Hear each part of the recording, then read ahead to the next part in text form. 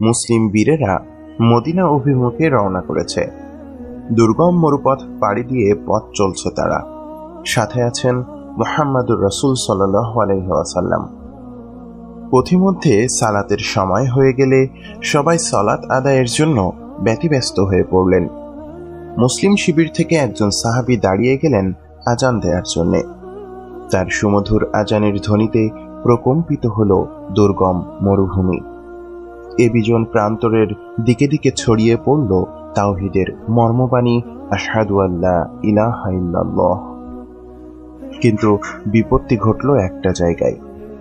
এই বিজন প্রান্তরে আজানের মধুর সুরব্যঞ্জনার বিপরীতে ঠিক কোন দিক থেকে যেন আরেকটা আওয়াজ ভেসে আসতে লাগলো। এমন নির্জন নিভৃত প্রান্তরের গায়ে, জনমানবহীন এমন ধুধু মরুভূমির তল্লাটে মুসলিম সৈন্যবাহিনী ছাড়া আর কে থাকবে জগতে, যারা আল্লাহর একত্ববাদের ঘোষণা দিতে পারে? তবে কোথায় যেন ভীষণ গোলমেলে ব্যাপারটা। আজানের মতো শোনালেও গভীরভাবে কান পাতলে বোঝা যায় এই সুর ঠিক আজান নয়। আজানের সুরকে নকল করে কারা যেন হাসি তামাশা আর তাচ্ছিল্যতায় মেতে উঠেছে। সে এক ভীষণ ধৃষ্টতা। খোঁজ করে দেখা গেল পাশেই একদল যুবক মুসলিম সৈন্যদের অনুসরণ করতে করতে এদিকটা এসেছে। মুসলিমদের বিশ্বাস, তাদের ইলাহ, তাদের দৃষ্টিভঙ্গি এবং ইবাদাতের ধরন কোনো কিছুই সেই যুবকেরা পছন্দ করে না। মুসলিমেরা যে তাদের ইলাহকে অস্বীকার করেছে, পরিত্যাগ করেছে এবং তাদের পৈতৃক ধর্মবিশ্বাস থেকে বিচ্যুত হয়েছে, সে ব্যাপারে যুবদল সবিশেষ জ্ঞাত। মুসলিমদের প্রতি তাদের ঘৃণার কারণটাও সেখানে লুপ্ত। তাদের চোখে মুসলিমেরা ধর্মদ্রোহী, ধর্মচ্যুত এবং অপাঙ্ক্তেয়। তারা ধরে নিল যারা তাদের পৈতৃক ধর্মবিশ্বাসকে পায়ে ঠেলেছে তাদেরকে উপহাস করাটা নৈতিক কর্তব্যবোধের মধ্যে পড়ে। তাই মুসলিমদের আজানের কথা এবং সুরকে ইচ্ছে মতো বিকৃত করে তারা মেতে উঠেছে এক আদিম প্রতিশোধে। এমন ধৃষ্টতার প্রতিবাদে, এমন অবিবেচক কাজের বিপরীতে জগতের অন্য যে কোনো নেতা, অন্য যে কোনো দলপ্রধান কি করতেন? যুবক দলকে ধরে এনে কঠোর শাস্তির ব্যবস্থা করত। ব্যঙ্গ বিদ্রুপ করার অপরাধে এক কঠিন মূল্য চুকাতে হতো যুবক দলটিকে। কিন্তু মুহাম্মদ সাল্লাল্লাহু আলাইহি ওয়াসাল্লাম যে অন্য 10 জন মানুষের মতো নন। তিনি অসম্ভবের মাঝেও সম্ভবের খোঁজ করেন। নিকষকালো আধারের মাঝে খুঁজে বেড়ান গগন বিদারী আলোকরশ্মি। হতাশার আবরণ ভেদ করে তিনি বের করে আনেন আশার প্রদীপ। মৃতপ্রায় পত্র পল্লবেও তিনি সবুজের আনাগোনা দেখতে উদ্গ্রীব হয়ে থাকেন। তিনি ফেরি করেন আলো, মুছে দেন অন্ধকার। নবীজি সাল্লাল্লাহু আলাইহি ওয়াসাল্লাম যুবক দলটিকে ডেকে পাঠালেন। যুদ্ধফেরত এক বিজয়ী দলের সেনাপতি ডেকে পাঠিয়েছেন সাধারণ কিছু যুবককে। ব্যাপারটা রীতিমতো যেমন ভয়ের তেমনি উৎসাহ ব্যঞ্জক। কি হতে পারে? কি করা হবে তাদের? কি ভবিষ্যৎ অপেক্ষা করে আছে তাদের জন্য? এমনই উত্তেজনাকর ভাবনা ছড়িয়ে পড়েছে তখন উভয় শিবিরে। বনের হরিণ বাঘের থাবার মুখে পড়লে যেরকম ভীত সন্ত্রস্ত হয়ে পড়ে, যুবক দলটির অবস্থাও তখন সেরকম। তারা যে অমার্জনীয় এক অপরাধে অপরাধী এবং মুসলিমদের সামনে তারা যে নিতান্তই অসহায় আর দুর্বল, সেটা ভাবতেই ভেতরে ভেতরে কুঁকড়ে যাচ্ছে তাদের সকলে। এক ভয়াবহ পরিস্থিতি তাদের দৃশ্যপটে তখন ভীষণ রকম উপস্থিত। তারা নবীজির কাছে আসতেই তিনি মুচকি হাসলেন। মুক্তঝরা সে হাসি আর যাই হোক ভয়ঙ্কর কোনো কিছুর ইঙ্গিত যে বহন করছে না, সে ব্যাপারে তারা নিশ্চিত হলো। কিন্তু সামনে উপবিষ্ট লোকটাকে তারা মনে প্রাণে ঘৃণা করে। সে এক ভীষণ রকম ঘৃণা। মানুষ যাকে ঘৃণা করে তার হাসি যতই ভুবন ফোলানো হোক, তাতে তারা বিভ্রান্ত হয় না সহজে। যুবক দলটিও বিভ্রান্ত হলো না। তারা চুপচাপ এবং ভীত, কিন্তু চোখে মুখে তাদের ঘৃণার বিস্ফোরণ। নবীজি সাল্লাল্লাহু আলাইহি ওয়াসাল্লাম এক চিরচেনা সৌহৃদের মতো কোমল গলায় তাদের উদ্দেশ্য করে বললেন, শুনলাম তোমরা আমাদের আজানের শব্দকে নকল করছিলে। ধপ করে উঠল তাদের বুক। এই বুঝি প্রতিশোধের নেশায় মেতে উঠবে মুসলিম বাহিনী। তাদের প্রার্থনার পবিত্র সুরকে নকল আর ব্যঙ্গ করাতে এই মরুভূমির প্রান্তরে তারা বুঝি অবতীর্ণ হবে নতুন আরেক যুদ্ধে। যুবক দলের ভীত বিহ্বল চাহনি, বুকের ভেতরে তাদের আসন্ন দুর্যোগের পূর্বাভাস। মুসলিম সেনাপতি, যিনি আবার নিজেকে প্রেরিত পুরুষ বলেও দাবি করেন, তার সামনে কি উত্তর দেবে তা ভেবেই কুল কিনারা করতে পারছে না তারা। তোমরা কি আমাকে আরেকবার তোমাদের শুরুটা শোনাতে পারো? নবীজি বললেন তাদের উদ্দেশ্য করে। ভয় আর বিস্ময়ে যখন মাখামাখি হয়ে যায়, যখন আশা আর আপদ একসাথে ধরা দেয়, সেই অবস্থায় মানুষ যেরকম দোটানায় পড়ে, যেভাবে তারা তখন বিভ্রান্ত হয়, যুবক দলের সাথে ওই মুহূর্তে ঠিক তাই হলো। তারা কল্পনা করেছিল একটা বিভীষিকাময় পরিস্থিতির, কিন্তু খোদ সেনাপতির মুখে তাদের অপরাধের পুনরাবৃত্তি করবার কথা শুনে তারা দারুণভাবে চমকে গেল। এহেন অবস্থাকে তারা ঠিক বিশ্বাস করে উঠতে পারছে না। কিন্তু মুসলিম সেনাপতির আদেশ এটা। এই মরুভূমির তল্লাটে তারাই এখন অপরাজেয় শক্তি। তাদের আদেশ অমান্য করে, তাদের হুকুমের অবাধ্যতা করে এমন দুঃসাহস যুবক দল করবে কিভাবে? তারা পুনরাবৃত্তি করতে শুরু করলো তাদের সেই নকল সুরের, যা তারা আজানের সুর আর কথাকে ব্যঙ্গ করে তৈরি করেছে। 10 জনের যুবক দলের সবাই একে একে সুরটা নবীজি সাল্লাল্লাহু আলাইহি ওয়াসাল্লামকে গেয়ে শোনাতে লাগলো। ভয়ে প্রকম্পিত তাদের বুক, দিশেহারা চেহারা আর কম্পনরত ঠোঁটে তারা শুনিয়ে গেল তাদের উদ্ভাবিত সুর। নবীজি সাল্লাল্লাহু আলাইহি ওয়াসাল্লাম গভীর মনোযোগের সাথে শুনে যাচ্ছেন তাদের কণ্ঠ উদ্গীরিত সুরের ব্যঞ্জনা। একেবারে শেষে যার পালা এলো, তার নাম ছিল মাহজুরা। তার গলায় আজানের নকল আর বিকৃত সুরের তাল লয় শোনার পর নবীজি ধীর পায়ে তার দিকে এগিয়ে গেলেন।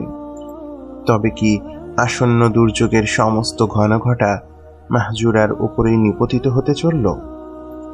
তার প্রতি মুসলিম সেনাপতির নজর আর আকর্ষণ কি তবে এমন অশুভ কোনো কিছুর ইঙ্গিত দেয়? তবে কি মাহজুরা তার জীবনের অন্তিম সময় চলে এলো? জনমনে অনেক প্রশ্ন, কিন্তু জিজ্ঞাসা করে তৃষ্ণা মেটাবার উপযুক্ত সময় এটা নয়। যা ঘটছে এবং যা ঘটতে যাচ্ছে তার দিকে জিজ্ঞাসু মন এবং তৃষ্ণার্ত নয়নে তাকিয়ে থাকা ছাড়া আর কোনো কিছুই করা সম্ভব নয়। নবীজি সাল্লাল্লাহু আলাইহি ওয়াসাল্লাম মাহজুরাকে কাছে ডাকলেন। মাহজুরা আসতেই তিনি বললেন, এখানটায় বসো। ভীত বিহ্বল হরিণীর মতো দুরু দুরু বুক নিয়ে মাহজুরা নবীজি সাল্লাল্লাহু আলাইহি ওয়াসাল্লামের সামনে বসে পড়ল। সম্মুখে উপবিষ্ট এক অবাধ্য যুবক, যে তার হৃদয়ের সবটুকু দিয়ে মুসলিমদের এই সেনাপতিকে ঘৃণা করে, কিন্তু কি দারুণ মমতায়, কি কোমল স্পর্শে তার হাত দুখানা নিজের হাতের মধ্যে টেনে নিলেন মুসলিম সেনাপতি। তার চোখে ঘৃণার বিপরীতে ঘৃণার লেশমাত্র নেই, নেই প্রতিশোধের বিপরীতে প্রতিশোধের কোনো আকাঙ্ক্ষা। তাতে বরং ভালোবাসার ছড়াছড়ি, মমতায় ভরা তার আঁখি যুগল, চাহনিতে তার স্নেহের উদ্দামতা।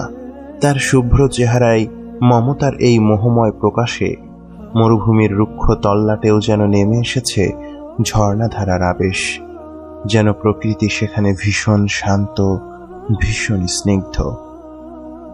মুক্তধারা সেই ভুবন ভোলানো হাসিটা নবীজি সাল্লাল্লাহু আলাইহি ওয়াসাল্লামের মুখে তখনও লেগে আছে। তিনি পরম মমতায় মাহজুরার কপাল স্পর্শ করে আরশের অধিপতির কাছে 3 বার তার হিদায়াতের জন্য দোয়া করলেন। এরপর ঘটে গেল এক অতি আশ্চর্য ঘটনা।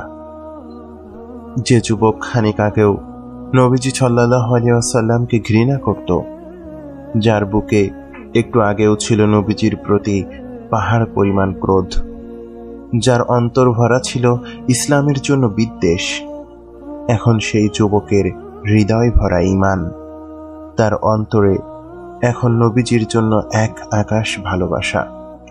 নবীজি সাল্লাল্লাহু আলাইহি ওয়াসাল্লামের কোমল হাতের স্পর্শ, তার মুখনিসৃত দোয়া এবং স্নেহময় আবেশ মাহজুরাকে মুহূর্তেই শত্রু থেকে বন্ধুতে পরিণত করে ফেলল। নবীজির জায়গায় যদি পৃথিবীর অন্য কোনো নেতা হতো, এমন অপরাধের শাস্তি হিসেবে সে খড়গহস্ত না হলেও তিরস্কার করে প্রতিপক্ষকে অন্তত দমিয়ে দিত। যুদ্ধ না বাঁধুক, ভয়ভীতি দেখিয়ে পরিস্থিতিকে নিজেদের অনুকূলে রাখবার সুযোগ দুনিয়ায় কোনো নেতা সম্ভবত ছাড়ত না। তার উপর যুদ্ধক্লান্ত অবস্থা হলে তো কথাই নেই। কিন্তু নবীজি যে এখানে ভীষণ ভিন্ন রকম। যেখানেই সম্ভাবনার আত্মপ্রকাশ, সেখানেই তিনি তার দরদী হৃদয় নিয়ে উপস্থিত হয়ে যান। মাহজুরার মাঝেও তিনি এক বিরাট সম্ভাবনা দেখতে পেয়েছিলেন সেদিন। সেটা ছিল মাহজুরার অসম্ভব সুন্দর গলার সুর। মাহজুরা আজানের সুরকে ব্যঙ্গ করে গাইছিল ঠিক, কিন্তু নবীজি সাল্লাল্লাহু আলাইহি ওয়াসাল্লাম তার অপরাধের দিকে নজর দেওয়ার বদলে তার মেধা এবং গুণের দিকে নজর দিলেন। তার কৃত অপরাধের চাইতে তার মাঝে থাকা অমিত সম্ভাবনাকে নবীজি সেদিন গুরুত্ব দিয়েছিলেন বেশি।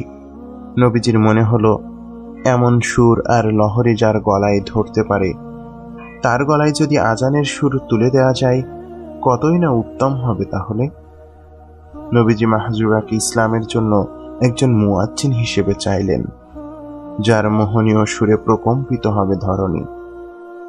আশহাদু আল্লা ইলাহা ইল্লাল্লাহ বলে সে যখন সুর টেনে ধরবে, তখন কি গভীর আবেশে তরুমন বিগলিত হবে তা ভাবতেই নবীজি পুলক অনুভব করছিলেন।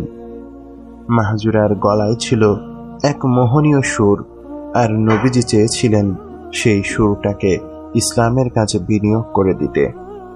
তাই সেদিন মাহজুরার অপরাধের চাইতে তার প্রতিভা নবীজি সাল্লাল্লাহু আলাইহি ওয়াসাল্লামের কাছে বড় হয়ে ধরা দিয়েছিল।